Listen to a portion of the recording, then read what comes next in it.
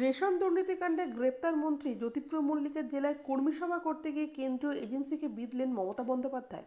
প্রত্যাঘাতের হুমকি দিয়ে বললেন, তুই আজ আছিস কাল থাকবি না, তখন দেখবি তোর লেজা আছে মাথা নেই।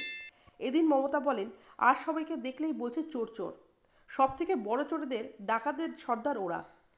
চোরের মায়ের বড় গলা। এক একটা কোটি কোটি টাকার মালিক।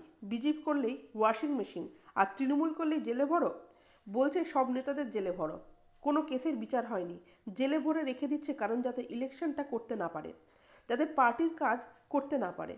বিজেপির কটা চোর গ্রেপ্তার হয়েছে, কটা খুনি গ্রেপ্তার হয়েছে, কটা ডাক্তার গ্রেপ্তার হয়েছে, সারা ভারতবর্ষে আমরা জানতে চাই।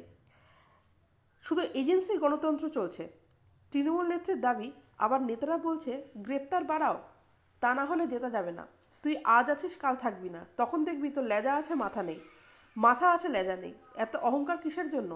ইন্ডিয়া জোট সারা ভারতে থাকবে, আর বাংলায় তৃণমূল কংগ্রেস লড়াই করবে। মনে রাখবেন, বাংলায় তৃণমূল কংগ্রেসই বিজেপিকে শিক্ষা দিতে পারে, সারা ভারতবর্ষকে পথ দেখাতে পারে, অন্য কোনো পার্টি নয়। বলে রাখি, গত 27শে অক্টোবর জ্যোতিপ্রিয় মল্লিকের গ্রেপ্তারির পর বারাসাত সাংগঠনিক জেলার কাজ চালাতে কোর কমিটি গঠন করেছেন মমতা। তখনই স্পষ্ট হয়ে গেছিল স্নেহের বালুর পাশে থাকেন তিনি। এদিন জেলে ভরে রেখে দিচ্ছে কারণ যাতে ইলেকশনটা করতে না পারে। জ্যোতিপ্রিয়র বিরুদ্ধে রেশন চুরির অভিযোগ মানতে নারাজ মমতা বন্দ্যোপাধ্যায়।